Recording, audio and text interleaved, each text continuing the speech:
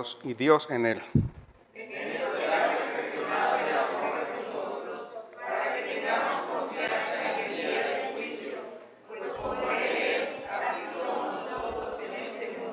En el amor no hay temor, sino que el perfecto amor echa fuera el temor, porque el temor lleva en sí castigo, de donde el que teme no ha sido perfeccionado en el amor.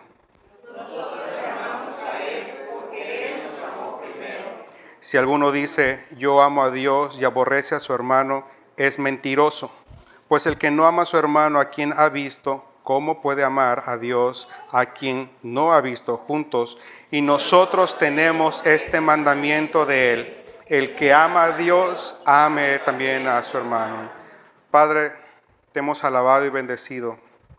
Señor, ahora nos disponemos a que tu palabra, Señor, sea exaltada en medio de nosotros. Te rogamos, oh Dios, que nos des de tu gracia, que tu Espíritu Santo obre de tal manera en nuestras vidas, que abra nuestros corazones, nos permitas entendimiento y nos permitas también discernimiento, Señor.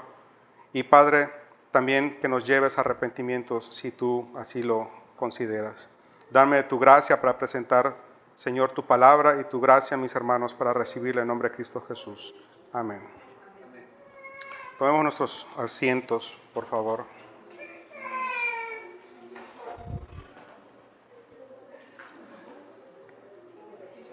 La semana pasada abarcamos 5 razones por las que los hijos de Dios aman al nivel de Cristo. Estamos hablando de amor al nivel de Cristo. Amén. En esta segunda parte, la continuación, vamos a terminar de ampliar las razones, y creo que podríamos resumir las siguientes razones que Juan presentará del 12 al 21 como viendo a Dios a través de la evidencia del amor. Y para esto es importante que veamos lo que Juan nos presenta en el versículo 12, cómo él abre el versículo 12. Él abre el versículo 12 hablando de un atributo de Dios. Dice, Dios, nadie ha visto jamás a Dios. Ese es uno de los atributos de Dios. Dios es invisible. 1 Timoteo capítulo 1, verso 17, dice que Dios es Rey eterno, inmortal e invisible. Jesús mismo, en el Evangelio de Juan, capítulo 24, dice, Dios es espíritu, dejando ver que el Padre no tiene un cuerpo tangible que pueda ser visto. Este es uno de los atributos de Dios. Él es invisible. Por supuesto, ninguno de nosotros, ningún cristiano, jamás ha visto en persona al Espíritu Santo. Y Jesús, quien es Dios encarnado, quien dio a conocer al Padre, Él tampoco tiene una presencia física en el mundo para manifestar el amor de Dios. Así que, en cierta manera, es imposible verle, es imposible conocerle y es imposible relacionarse o creer en Él, dado que es invisible. Pero después de haber dicho esto, Juan, él dice lo siguiente, presenta la primera razón que vamos a ver esta mañana. Dice, pero si nos amamos unos a otros, Dios vive en nosotros y su amor se ha perfeccionado en nosotros. La palabra de donde viene perfeccionado en el griego quiere decir, y su amor se hace realidad en nosotros. Por lo tanto, el versículo es, nadie ha visto jamás a Dios, pero si nos amamos unos a otros, Dios vive en nosotros y su amor se hace realidad en nosotros.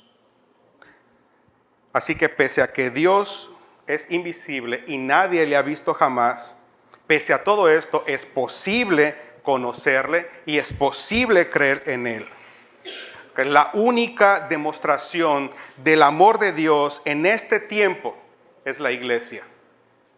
Repito, la única demostración del amor de Dios en este tiempo es la iglesia. De hecho, es anunciado como resultado del amarnos unos a otros. Cuando Jesús está hablando con sus discípulos en el capítulo 13, versículos 34 y 35 del Evangelio de Juan, Jesús dice lo siguiente: un mandamiento nuevo les doy, que se amen unos a otros como yo les he amado. Así también ámense unos a otros. Dice, de esta manera todos conocerán que son mis discípulos si tuvieren amor los unos por los otros. Pablo en su segunda carta a los Corintios, capítulo 5, del 18 al 20, dice, y todo esto proviene de Dios, quien nos reconcilió consigo mismo por Cristo y nos dio el ministerio de la reconciliación, que Dios estaba en Cristo reconciliando consigo al mundo, no tomándoles en cuenta a los hombres sus pecados. Y dice, y nos encargó a nosotros, la iglesia, la palabra de la reconciliación. Este es el evangelio. Así que somos embajadores en nombre de Cristo. Como si Dios rogase por medio de nosotros, os rogamos en el nombre de Cristo. Esto es lo que clama la iglesia, reconcíliense con Dios. El amor se originó en Dios. El amor viene del Padre, fue manifestado en su Hijo, al dar a su Hijo, fue manifestado en Cristo y es demostrado en su pueblo. Si nos amamos unos a otros, eso prueba que Dios es real. Si nos amamos unos a nosotros, eso prueba que Dios vive entonces en nosotros. Si nos amamos unos a otros, eso prueba que la obra de Dios es verídica y comprobable. Y si nos amamos unos a otros, eso comprueba que el Espíritu Santo está perfeccionando la buena obra que ha empezado en nosotros. El que empezó la buena obra, Él la perfeccionará, dice Filipenses. Prueba nuestra comunión con Dios, prueba nuestra familiaridad con Dios, prueba lo que el capítulo 3, verso 1 dice, mirad cuál amor nos ha dado el Padre para que seamos llamados hijos, y lo somos. Prueba que somos hijos de Dios. Y no solo eso, hace más accesible ver, reconocer y creer en Dios. Déjeme darle dos razones por las cuales el mundo está impedido de poder ver, conocer y creer en Dios. Dos razones por las cuales usted tampoco hubiera podido creer en Dios. Razón número 1, por el amor al pecado. Juan 3, 18 al 20 dice, el que en él cree, estoy hablando del Evangelio de Juan, capítulo 3, verso 18 al 20. El que en él cree no es condenado, pero el que no cree ya ha sido condenado, porque no ha creído en el nombre del unigénito Hijo de Dios. Y dice, y esta es la condenación, que la luz vino al mundo y los hombres amaron más las tinieblas que a la luz. Su amor al pecado es un impedimento para ver, conocer y creer a Dios. Número 2, porque el enemigo ha cegado el entendimiento. 2 Corintios capítulo 4, verso 4, dice Pablo, en los cuales el Dios de este siglo, Satanás, cegó el entendimiento de los incrédulos, de aquellos que aman las tinieblas, para que no les resplandezca la luz del Evangelio de la gloria de Cristo, el cual es la imagen de Dios. Así que está muy severa la situación. Por una parte, somos impedidos a poder ver, conocer y creer en Dios por el propio amor al pecado. Y número 2, porque el enemigo ha cegado el entendimiento. Jesucristo dijo, amados los unos a los otros, pero como yo les he amado. Ahora, el amor al nivel de Cristo no solo tiene la intención, escuche bien, no solo tiene la intención de promover y preservar la unidad. La semana pasada nosotros dijimos que toda iglesia tiene dos problemas. O tiene problema de doctrina o tiene problema en la unidad. Satanás se encarga de infiltrar, según el capítulo 4, del 1 al 6, al 7, 6, el enemigo trata de infiltrar a la iglesia a través de falsos maestros, a través de falsa doctrina y de esa manera destruir la iglesia. Pero si no lo logra de esa manera, lo va a hacer a través de provocar desunión dentro de la iglesia. Y dice la palabra de Dios que la manera de poder cuidar esto, por una parte dice, amados, dice el capítulo 4, verso 1, amados, no crean a todo espíritu, sino probad, todos los espíritus son de Dios. ¿Para qué? Para que podamos identificar quién es un falso profeta, un falso maestro y una falsa doctrina. Pero por otra parte, al respecto de la unidad, dice el versículo 7, amados, amémonos unos a otros porque el amor es de Dios. La manera de preservar la unidad dentro del cuerpo de Cristo es amando al nivel de Cristo. Entonces, amar al nivel de Cristo no solo tiene la intención de promover y preservar la unidad, sino también de ser un testimonio al mundo de Cristo. Ahí en su misma oración, Jesucristo en Juan capítulo 17, versículo 21 dice que todos sean uno como tú, oh Padre, en mí y yo en ti. Dice que también ellos sean uno para que el mundo crea que tú me enviaste. Así que no solo tiene la intención de promover y preservar la unidad del cuerpo, sino también de testificar o que el cuerpo testifique al mundo de Cristo.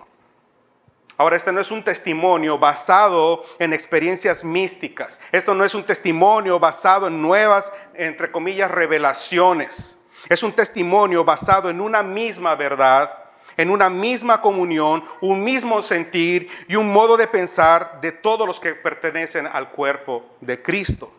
Y que resulta en un testimonio colectivo al mundo incrédulo. Si obedecemos el mandamiento de amarnos unos a otros, muestra que amamos a Dios, porque dice, porque si le amamos, guardamos sus mandamientos. El que me ama, si me amáis, ¿qué dice? Guardad mis mandamientos. Entonces, si obedecemos el mandamiento de amarnos, muestra que amamos a Dios. Si obedecemos el mandamiento, eso prueba que estamos unidos en Él. Prueba que andamos en la luz y esa luz alumbra a otros. Dice Primera de Juan, capítulo 2, versos 3 al 6. Si usted se puede ubicar ahí, por favor.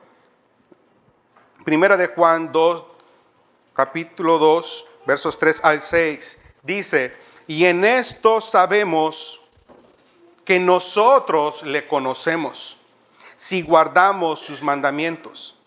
El que dice, yo le conozco, y no guarda, y en otras palabras, y no obedece, no persevera en obediencia a sus mandamientos, que dice, el tal es mentiroso, y la verdad no está en él.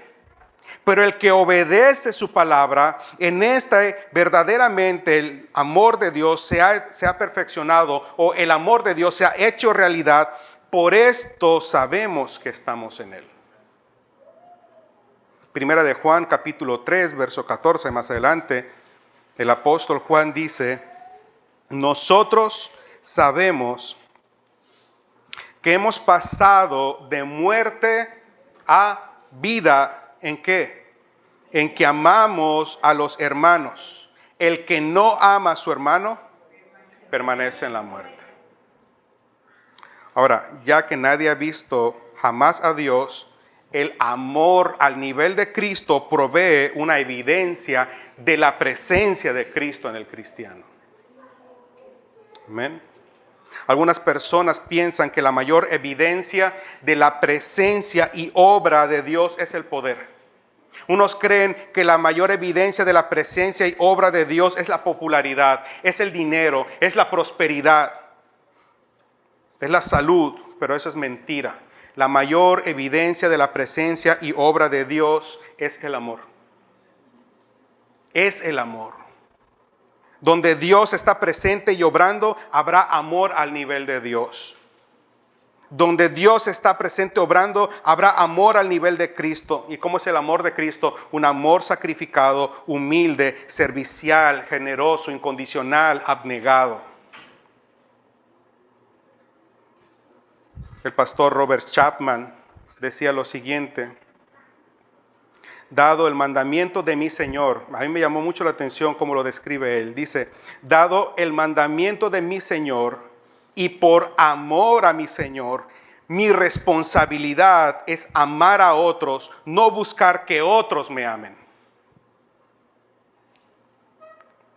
Repito, dice Robert Chapman, dado el mandamiento de mi Señor y por amor a mi Señor, mi responsabilidad es amar a otros, no buscar que otros me amen. Amado, el mundo con su sabiduría, con su filosofía, con su ciencia y su religión, ¿sabe?, ha entablado un juicio contra Cristo. Y todo juicio requiere testigos. Y la iglesia ha sido llamada al estrado por el fiscal defensor, que es el Espíritu Santo. Y nos ha llamado a la iglesia como testigo de la verdad acerca de Dios. No ha llamado a los ángeles, no convocó a la creación, no convocó al dinero ni a la prosperidad. Convocó a la iglesia, a ti y a mí y a cada uno que dice ser verdadero hijo de Dios. La razón o la pregunta es, ¿por qué a nosotros? ¿Por qué la iglesia? Bueno, porque somos la evidencia de que Dios es real. Porque somos la prueba de su amor, de su obra sobrenatural. Porque somos la prueba de su poder para romper el dominio del pecado, de la muerte de Satanás. Porque somos la prueba de una nueva vida.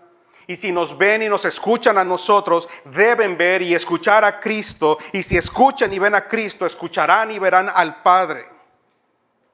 La pregunta es, ¿somos o seremos falsos testigos? Nuestra vida testifica a favor o en contra de Cristo. Esa es la pregunta que la iglesia se tiene que hacer. La segunda razón dice lo siguiente.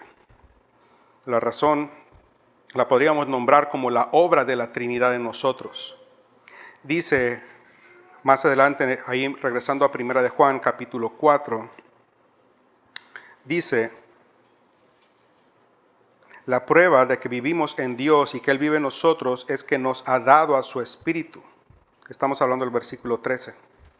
Y nosotros mismos hemos visto y declaramos que el Padre envió a su Hijo para salvar al mundo. Cualquiera que reconoce que Jesús es el Hijo de Dios, vive en Dios y Dios en Él. Ahora, no podemos verdaderamente con un corazón sincero amar a los hermanos a menos que el Espíritu Santo esté obrando en nosotros. Usted no puede producir el amor a nivel de Cristo si Cristo no está viviendo en usted a través de la presencia del Espíritu Santo. Y el amor a ese nivel testifica que habita en nosotros el Espíritu Santo y que somos hijos de Dios. Juan dice, nos ha dado su Espíritu.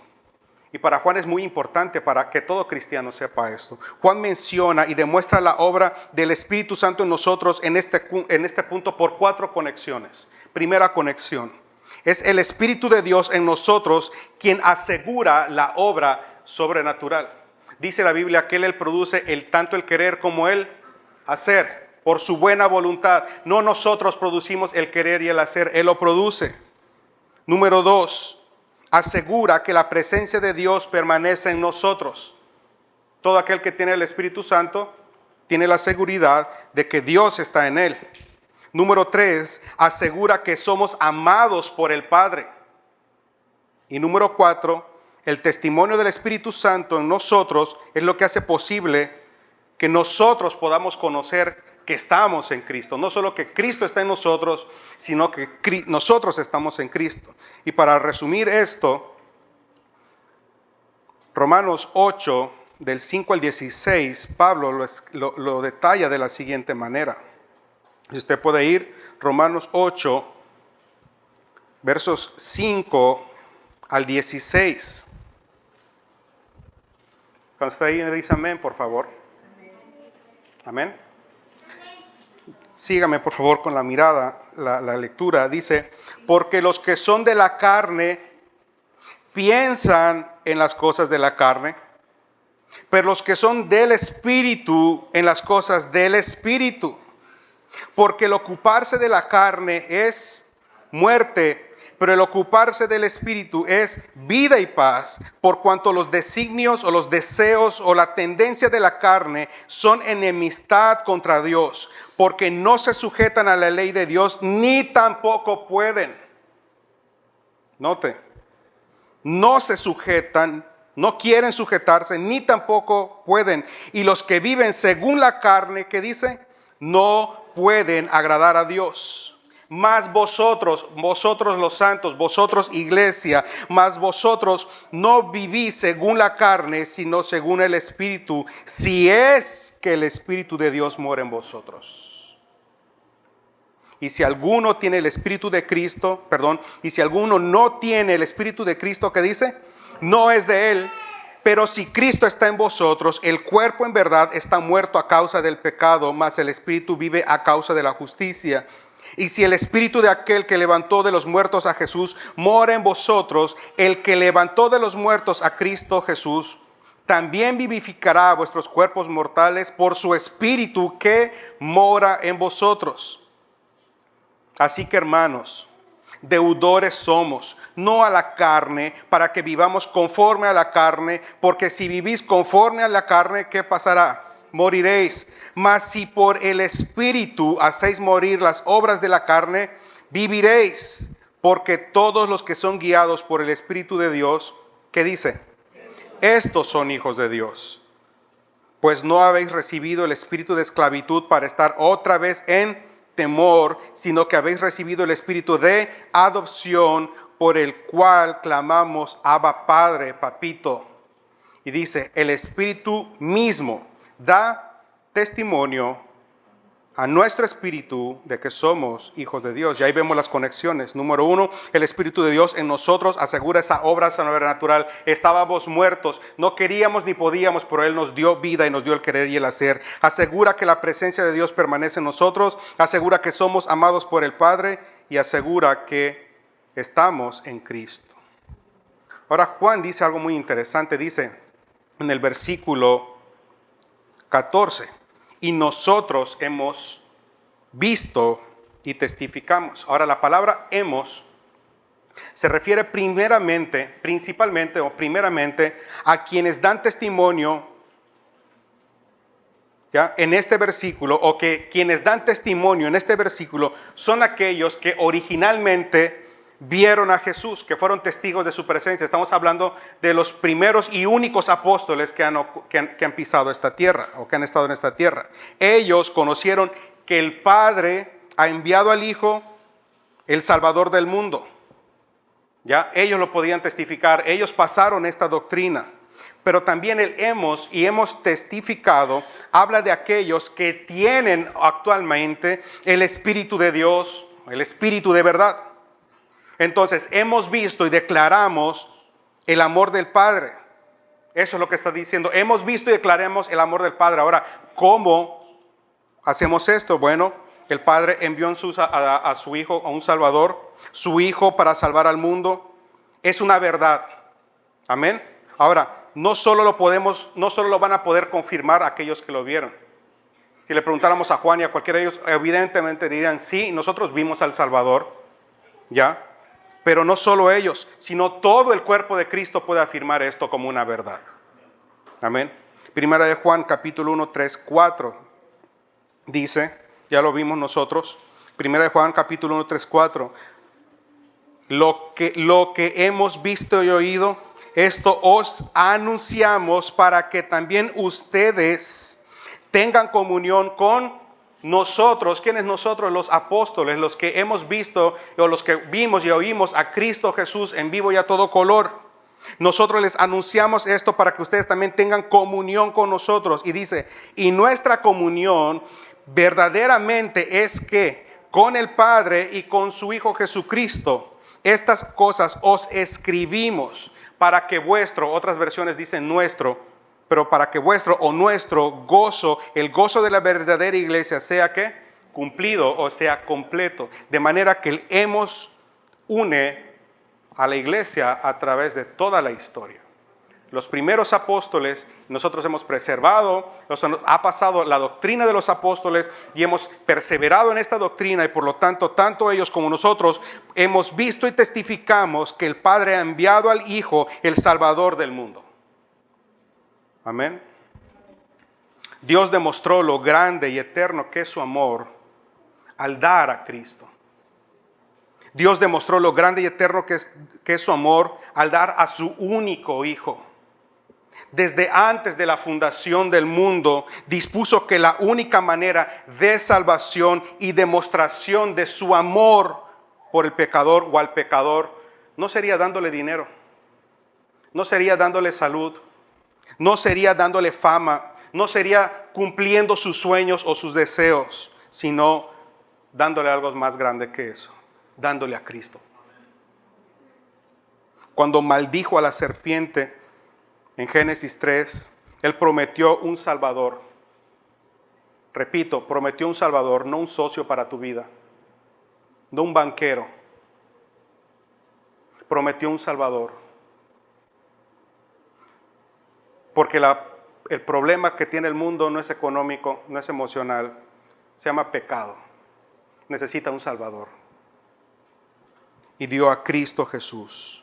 Desde antes de la fundación del mundo, Dios dispuso que Cristo sería el único camino, la única verdad, la única vida, y que nadie, absolutamente nadie, puede ir al Padre si no es por medio de la fe en Cristo. No fe en su muerte, no fe en su resurrección, fe en la persona de Cristo. El amor es lo principal que el Evangelio revela en Cristo. El amor del Padre por el Hijo al nombrarlo Señor, Salvador y Juez de este mundo y de toda la creación, porque por Él y para Él fueron creadas todas las cosas, las que están en los cielos, en la tierra y debajo de toda la tierra. Y por Él subsisten todas las cosas, para que en el nombre de Dios se doble toda rodilla de los que están en los cielos y en la tierra. Entonces, el amor del Padre se expresa al Hijo nombrándolo Señor y Salvador del Juez del mundo. Por el amor de Cristo, o el amor que Cristo tiene por el Padre, se revela en que Cristo hace la voluntad del Padre, hasta el punto máximo de obediencia al morir en la cruz, en honor a la justicia, en honor a la santidad y honra que el hombre con su pecado ha blasfemado contra Dios. El Padre y el Hijo son uno en amor. Y nosotros hemos sido traídos, o en cierta manera atraídos, a esa comunión con ellos y con todo el pueblo redimido en todas las épocas de la historia. Nos une el amor de Cristo a la primera iglesia, a la iglesia primitiva y a la iglesia final de los tiempos. Es este mismo amor en esta comunión con el Padre y su Hijo y el Espíritu Santo que lo vemos por fin llevado a su clímax en el reino de los cielos, cuando todos estemos reunidos allá. En Cristo la fe y el amor se encuentran. Dios y nosotros estamos unidos por la fe y amor. Y es tal el poder de esa unión y comunión que sus efectos llegan a ser visibles. La comunión, nuestra comunión con Dios, es tan poderosa que produce cambios visibles. Dice Juan, todo aquel que confiese que Cristo es el Hijo de Dios, Dios permanece en Él y Él permanece en Dios. Ahora quiero que aclaremos algo aquí. Aquí el confesar, más que palabras, tiene que ver más con hechos visibles, constantes y crecientes. Más que palabras, son hechos visibles, constantes y crecientes. Todo aquel que tiene la verdadera fe o fe verdadera, entonces escucha el Evangelio, y cuando escucha el Evangelio admite que Jesús es el Hijo de Dios. Amén. Pero ¿qué pasa? Después somete su vida a esa verdad. Y a partir de entonces Él va a regular, va a normar sus intenciones, sus motivaciones, sus afectos, su voluntad por la persona de Cristo. Ya no vivo yo, mas Cristo vive en mí. Y entonces esta persona vive de tal manera que es posible reconocer la persona de Cristo en él. Su vida llega a ser transformada de tal manera que su vida se convierte en evidencia de que Dios vive en él, ¿ya? Y él en Dios. Y aquí, hermanos, si tienes la verdadera fe, si en verdad eres hijo de Dios, si la vida de Cristo está en ti, si el amor de Dios ha sido derramado en ti y estás creciendo en el amor y conocimiento de Cristo, parafraseando un poco a Filipenses capítulo 2, la prueba será que tendrás el mismo pensar, el mismo amar, el mismo sentir que hubo también en Cristo Jesús. Nada harás por contienda o por vanagloria, antes bien serás humilde, estimarás a los demás como superiores a ti mismo. No mirarás solo por lo tuyo o por lo que te conviene o por lo que te acomoda. Así actúa un verdadero hijo de Dios. Lo que la gente llama el maravilloso plan de Dios para tu vida y mi vida no se limita simplemente a salvarte y llevarte al reino de los cielos. Incluye poner ese reino en tu corazón y en mi corazón, reformándonos en un pueblo santo, que con su vida anuncia las virtudes de aquel que le llamó de las tinieblas a su luz admirable, dice Pedro. El teólogo de apellido Boyce dice lo siguiente: creer en Cristo y amar a los hermanos no son condiciones para que podamos permanecer en Dios. Más bien son evidencias del hecho de que Dios ya ha tomado posesión de nuestras vidas. Fe en Cristo resulta que Dios habita en sus hijos y somos participantes de esta gracia. Pero como Dios es amor, entonces el amor debe reinar en nosotros. ¿Ya? Y esto es lo que expresa cuando dice, así hemos llegado a saber, ahí más adelante, así hemos llegado a saber, versículo 16, y creer que Dios nos ama. Dios es amor y el que vive en el amor, vive en Dios y Dios en él. Dios es amor. Dios es el origen y la fuente del amor. Amén. El que vive en el amor, el que se caracteriza y el que practica el amor al nivel de Cristo, el que tiene la vida de Cristo y anda como Él anduvo, prueba que vive en Dios y Dios en Él. Y podemos saber y creer y tener seguridad de que somos hijos amados de Dios, porque esa nueva naturaleza es resultado de habernos hecho sus hijos. El amor, más adelante, no solo es evidencia para el mundo, sino también para nosotros. Todo cristiano necesita seguridad de salvación. Todo cristiano necesita seguridad de salvación. Sería traumático para todo cristiano no tener seguridad de vida eterna. Y esto lo sabe Dios e inspira a Juan a decirnos a nosotros o a recordarnos también a nosotros que el amor no es solo evidencia o testimonio para el mundo, sino también es evidencia para nosotros. Dice, el amor al nivel de Cristo muestra la obra sobrenatural en nuestras vidas. Es una obra sobrenatural lo que ha ocurrido en tu vida y en mi vida. Y solo ha sido producido por el Espíritu Santo. No lo produjiste tú, no vino de ti. El Señor lo hizo en ti y Él lo está perfeccionando y lo perfeccionará hasta el día postrero. Amén. Ahora, sabemos y reconocemos y tenemos que reconocer que esto es solamente por obra del Espíritu Santo. Yo estoy llamado a perseverar y permanecer en la palabra de Dios. El Señor me dice, quiero que obedezcas esto. ¿Qué tengo que hacer yo? Obedecer. No se me ha pedido nada más.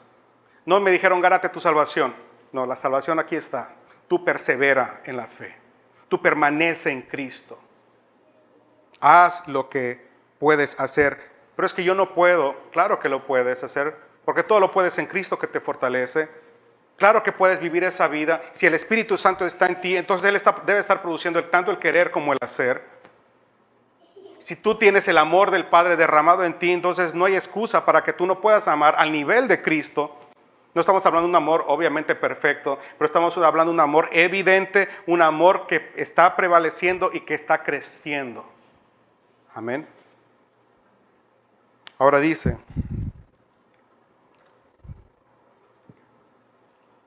así como es Él, así somos nosotros en este mundo. Y aquí tenemos que preguntarnos cómo es Cristo. Porque está hablando obviamente de Cristo, no está hablando del amor, está hablando de Cristo. Pues como Él es, así somos nosotros en este mundo, dice el versículo 17. La pregunta, ¿cómo es Cristo? Bueno, Mateo 11:24 dice que Cristo es manso y humilde. Jesucristo dijo, aprended de mí que soy manso y humilde. Lucas 7:13 dice que Jesús es compasivo. Juan capítulo 1, verso 14 dice que Él refleja la gloria del Padre, que está lleno de gracia y lleno de verdad. Filipenses 2:8 dice que es, o fue y sigue siendo obediente. Amén. Ahora, si concluimos que Cristo es Dios y que Dios es amor, entonces bien se pueden aplicar a Cristo todas las descripciones que Pablo realiza del amor supremo en 1 Corintios capítulo 13, versos 4 y 7. El amor es sufrido, es benigno, no tiene envidia, no es jactancioso, no se envanece. Todo eso se aplica a Cristo. Él nunca ha tenido envidia, no es jactancioso, no se envanece, no busca lo suyo, no se irrita, no guarda rencor, todo lo sufre, todo lo espera, todo lo soporta. La otra parte de eso es que así nosotros debemos ser. Porque ese es amor al nivel de Cristo. Y eso solo puede ser producido por la obra del Espíritu Santo. A mí en lo particular me llama la atención que la primera manifestación del fruto del Espíritu en Gálatas 5:22 es el amor. Mas el fruto del Espíritu es amor. No empieza con paz, no empieza con fe, no empieza con dominio propio o bondad, empieza con amor. Ahora, así como es Él, dijimos nosotros, debemos ser. No es que vamos a simplemente ser, no es que así como es Él, vamos a ser nosotros allá únicamente, no. Así como es Él, nosotros debemos ser aquí en este mundo. Aquí en este mundo. Ahora, para que nosotros tengamos un incentivo, Juan agrega lo siguiente, para que en el día del juicio tengamos confianza. Acá hay un incentivo, para que en el día del juicio tengamos confianza. Ese día nuestras obras y las obras de todos serán mostradas. Ese día conoceremos tal como fuimos conocidos. Ese día la obra del Espíritu Santo o la obra que el Espíritu Santo empezó en nosotros llegará a su clímax. Ese día conoceremos a la perfección del amor. Y aquí también quiero que veamos lo siguiente. Puede ser que tú sepas que eres un pecador, pero el día del juicio, ese día realmente sabrás qué tan pecador eres o has sido. Puede ser que ahorita sepas de la realidad del infierno, pero ese día sabrás completamente y conocerás completamente la realidad del amor de Dios por su santidad y lo mucho que aborrece el pecado al punto de enviar al infierno a los pecadores. Puede que sepas por ahorita o que conozcas un poco de la grandeza de la salvación de Jesús, pero ese día, en el día del juicio, vas a conocer absoluta y plenamente de qué fuiste, realmente de qué fuiste salvado. Porque ese día vamos a conocer toda la ira de Dios por el pecado. Y cómo Cristo, la verdad, la obra de Cristo maravillosa, haber tomado nuestro lugar en esa cruz, haber muerto la muerte que nosotros debimos haber sufrido. Y ese día, cuando veamos ese día de juicio, vamos a conocer cuánto ama Dios la santidad, cuánto odia el pecado, todo lo que hemos sido salvados y toda la gran bendición que tenemos de ser hijos de Dios. Y todo pecador se dará cuenta de todo lo que despreció y aborreció por amar más a las tinieblas que a la luz. Ese día del juicio está establecido en el calendario de Dios. La única manera de tener confianza en el día del juicio es recibir y caminar en el amor transformador de Dios. Dios quiere llenar nuestras vidas con su amor y su verdad de tal manera que tengamos confianza en el día del juicio. Primera de Juan, capítulo 2, verso 28 dice, y ahora hijos, permaneced en Él para que cuando se manifieste, ¿qué dice? Tengamos confianza y no nos apartemos avergonzados en su venida. Ese día los falsos maestros y profetas se acercarán al trono, querrán entrar al reino de los cielos así como si nada, y ahí los van a detener. Señor, pero si en tu nombre hicimos milagros. Señor, pero si en tu nombre sacamos fuera demonios y predicamos. Y el Señor les dirá, apartados de mí, hacedores de maldad. Y les dirá, malditos, váyanse al fuego eterno. Nunca os conocí. Qué vergüenza. Delante de todos se tendrán que alejar avergonzados. Creyeron que la puerta estaba abierta para ellos y se les cerró en las narices. Y así será con todo pecador, con todo que cree que es hijo de Dios, pero no está viviendo en este amor transformador. Nunca seremos más grandes, hermanos, que nuestra necesidad de permanecer y encontrar confianza en permanecer en Cristo. La única manera de estar seguro es en Cristo. Ahora, note que Juan dice tengamos, no dice tengan, dice tengamos. Él indica que él también necesita esta confianza. Tengamos, yo necesito esta confianza, dice Juan. Necesitamos permanecer en Él. De esta manera vamos a estar seguros cuando Él venga. Cuando tú permaneces en Él y Cristo permanece en ti, tú estás listo para cuando Jesús te llame. Da igual si es en un accidente, da igual si es en una enfermedad, da igual si es cuando Él venga. En el momento que Él se determine llevarte a su presencia, tú vas a estar listo, porque estás seguro en su amor. La idea de vivir en Dios y nosotros en Él es muy importante en la Biblia. Es algo que Jesús hizo mucho énfasis, incluso antes de morir. Jesús dijo en Juan 14:23, y le agregó una promesa a esto que dijo: el que me ama, mi palabra guardará. Y dice, y mi Padre le amará, y vendremos a Él y haremos morada con Él. Pablo expresó esta idea en su oración por los Efesios, en Efesios capítulo 3, verso 17, cuando dice, para que habite Cristo por la fe en vuestros corazones. Para que habite Cristo por la fe en vuestros corazones. Ahora, en esta palabra habitar que presenta Efesios 3:17, hay dos palabras en el griego para referirse a la idea de vivir o habitar. Una es la idea de vivir en un lugar como extraño y la otra es la idea de vivir en un lugar de manera confiada, de tal modo que tú estableces tu nacionalidad o estableces tu persona ahí. Y este último es lo que está haciendo Efesios 3:17. Usa la palabra hogar permanente. En otras palabras diría, para que Cristo de manera permanente viva por la fe en tu corazón.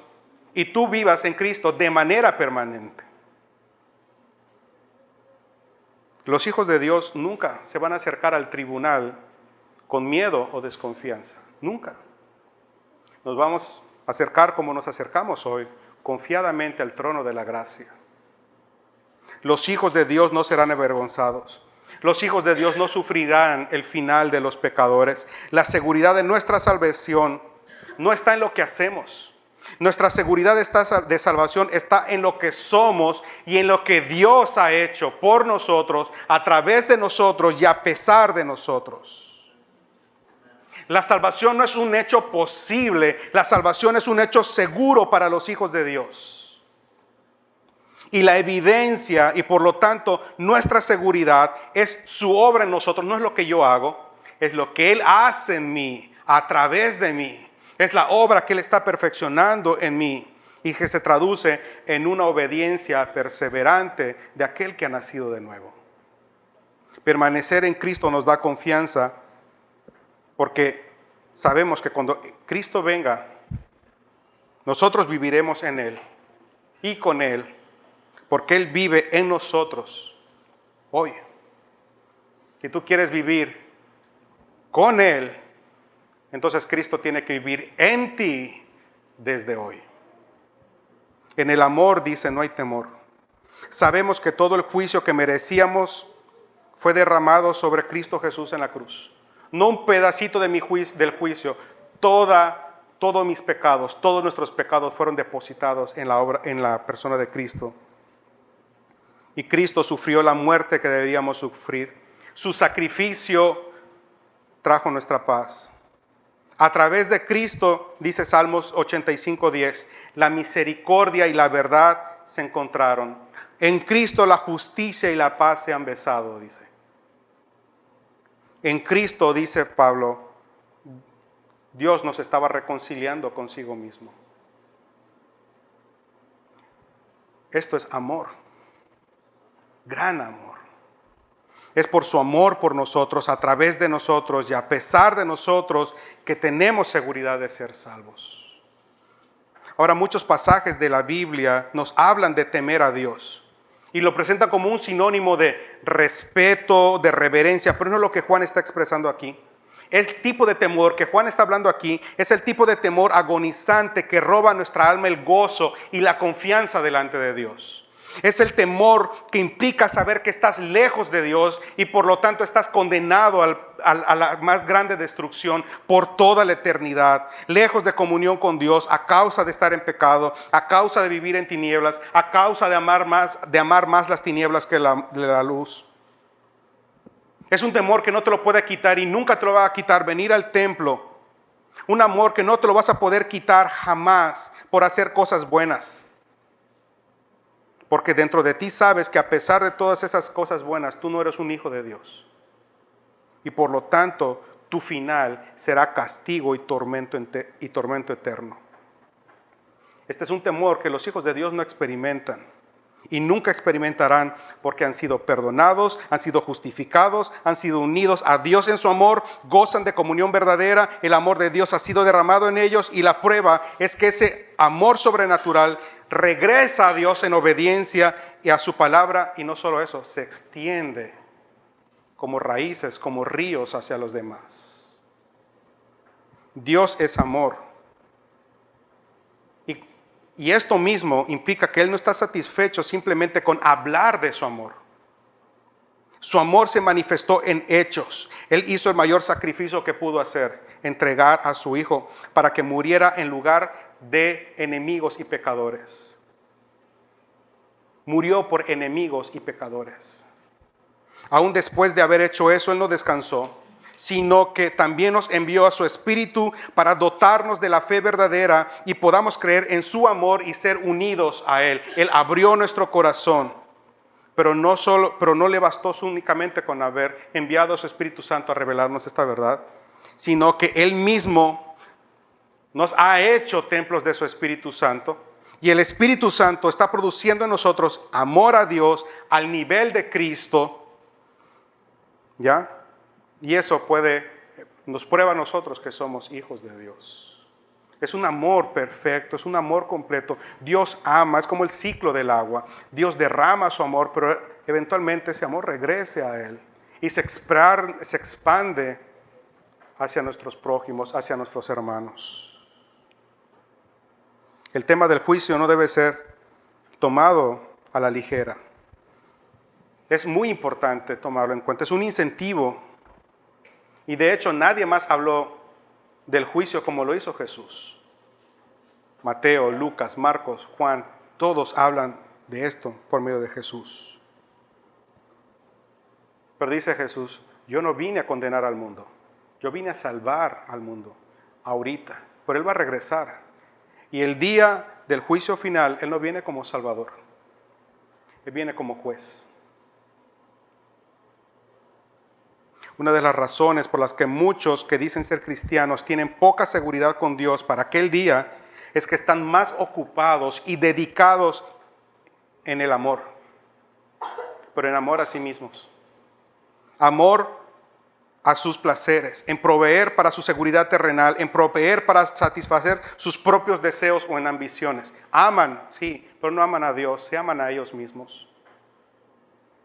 Y quieren a Dios como un medio para lograr sus ambiciones personales, pero no quieren a Dios. Es una contradicción decir que Dios vive en nosotros y que somos guiados por el Espíritu Santo mientras estamos dedicados a lo pasajero y al egoísta. El verdadero cristiano tiene puesta la mirada en las cosas de arriba, no en las cosas de la tierra. Es una contradicción decir que tenemos al Espíritu Santo y creer que Dios está para satisfacer los deseos de nuestra carne. Es una contradicción. Es una contradicción decir que tenemos a Cristo, pero que Cristo no nos tenga.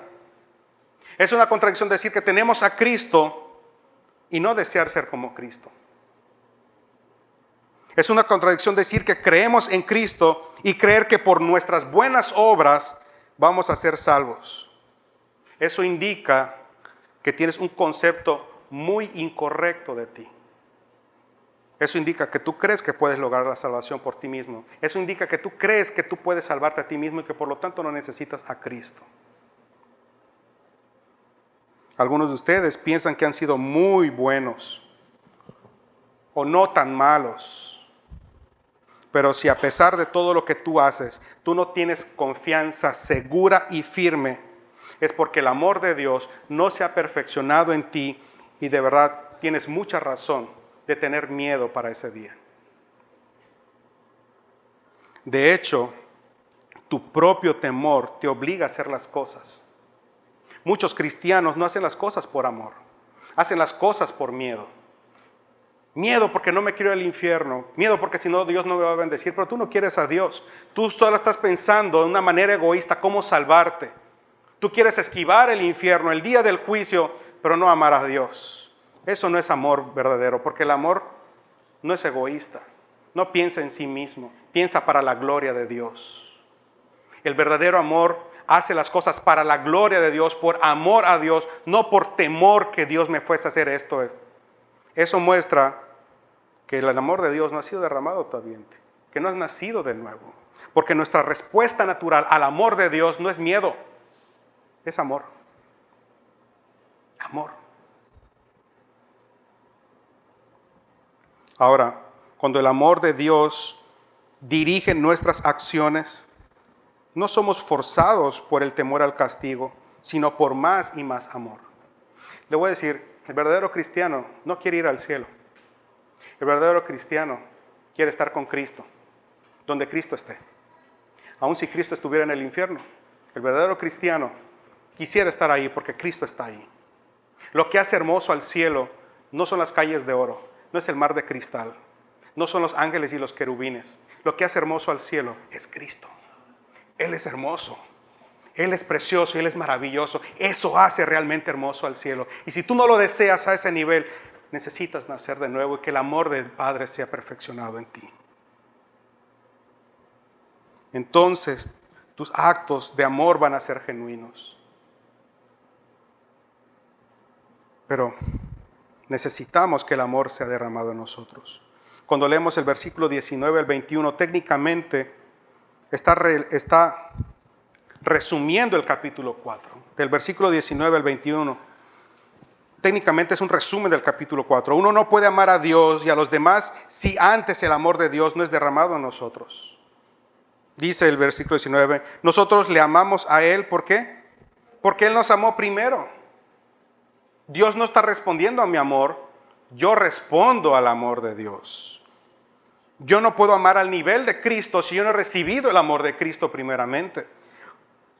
Afirmar que amamos al Dios invisible y no dar evidencias de amor como la abnegación, el sacrificio, incondicionalidad, la disposición a perdonar, a procurar la paz, a no dejarnos controlar por la ira, a soportar a los débiles, a sobrellevar las cargas los unos a los otros, a abandonar el egoísmo, la crítica, la murmuración, el chisme, la queja. Esa afirmación es mentirosa. Porque si dices que amas a un Dios a quien no ves, ¿cómo puedes decir que amas a tu hermano a quien sí ves? Es una contradicción. No hay excepción a esta regla. Si un hombre no ama a Dios ni a su hermano, entonces tampoco ha nacido de nuevo. Esto es así, claro. Algunas personas imaginan que Dios nos amó porque Él sabía que nosotros le íbamos a amar. Pero no es así. Él nos amó aún antes que el mundo fuera creado. Él nos amó cuando nuestra existencia estaba solamente en el corazón de Dios. De hecho, Dios nos amó aún y cuando éramos pecadores. No esperó a que nosotros seamos santos o sus hijos para amarnos. Aún siendo pecadores, Él nos amó. Todo hombre que ha sido salvado tuvo que venir a Dios no como alguien que le amaba, sino como pecador.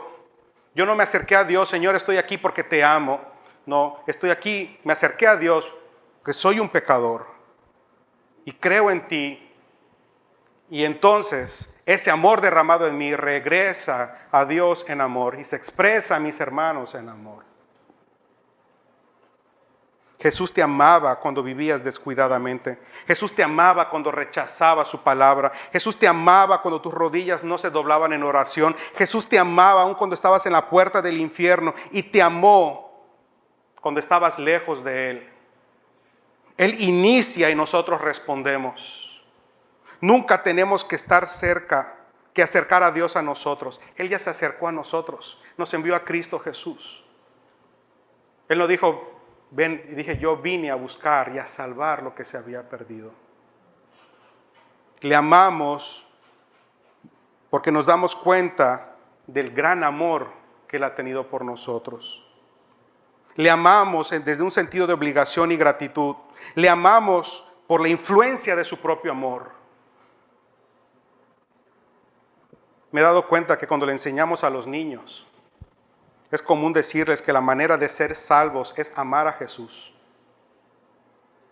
Pero eso es mentira, eso no es cierto. La manera de ser salvo es confiar en Cristo Jesús para el perdón de pecado y después viene el fruto del amor. No viene primero el fruto del amor antes de la fe en Cristo Jesús. Primero es fe en Cristo Jesús. Y después viene el fruto del amor. Y yo sé que algunos se afligen, porque yo sé que todos nosotros no amamos al nivel de Cristo. Y entonces quisiéramos amar al nivel de Cristo y de momento nos podemos sentir inquietos. Déjame decirle, no permitas que el diablo te tiente a creer que Dios no te ama porque tu amor es débil. Dios sabe que tú eres débil. Dios sabe que no le amas así, porque Él sabe todas las cosas. Él no te responde porque tú le ames con fuerza. Él te ama con amor eterno a pesar de eso. Y Él te dice, yo lo sé. Yo lo sé. Pedro, ¿me amas? Señor, tú sabes que te amo. Pedro, ¿me amas? Señor, tú lo sabes. Si yo me acerco a la presencia de Dios y le digo, ¿me amas? Señor, tú sabes que te amo, pero mi amor no es perfecto. No amo como tú amas, al nivel que tú amas. Quiero amar así, pero no puedo, no siempre puedo hacerlo, no siempre soy constante. El Señor no me dice, pues aléjate de mí. No, dice, yo lo sé, pero yo empecé la buena obra en ti, yo la voy a terminar. Es mi obra en ti, no es lo que tú obres. Lo que tú obres es un reflejo de lo que yo estoy haciendo en ti. Tú persevera en la palabra. Nútrete de mi amor.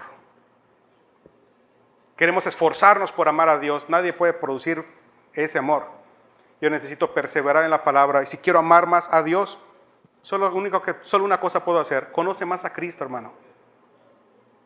Mientras más conozcas a Cristo, más vas a poder amar como Cristo. Mientras más te acerques a esa cruz y permanezcas en esa cruz, contemplando el amor que ha sido derramado a ti, para ti, tú te vas a poder levantar de esa cruz, de ese lugar, en esa cruz, y amar a Dios. No por miedo, ni con miedo, porque estando ahí, al pie de esa cruz, todos tus miedos se irán. Tú te vas a levantar de ese lugar para amar a Dios con toda tu fuerza, con toda tu mente, y a tu prójimo como a ti mismo. El amor de Dios, para ir cerrando, el amor de Dios ha sido radical. Nuestro amor por Él no puede implicar menos. Debemos ser radicales en discernir y aborrecer todo aquello que no sea inspirado por el Espíritu Santo. Pero también tenemos que ser radicales en amar a Dios. Y quizás, y no quizás, es seguro que el amar a Dios va a implicar que tú y yo no encajemos con el mundo. Pero si amamos a Dios, no nos vamos a avergonzar de decir y vivir y mostrar que somos hijos de Dios. Si tú todavía buscas encajar con este mundo, tú no amas a Dios. Nadie puede servir al mundo y a Dios al mismo tiempo. Y por amor a Dios, sea cual sea la situación, no vamos a participar de las obras infructuosas de la carne. Amar a los demás nos demandará grandes dosis de paciencia, de humildad, de misericordia. Pero dice la palabra de Dios, no nos cansemos de hacer el bien.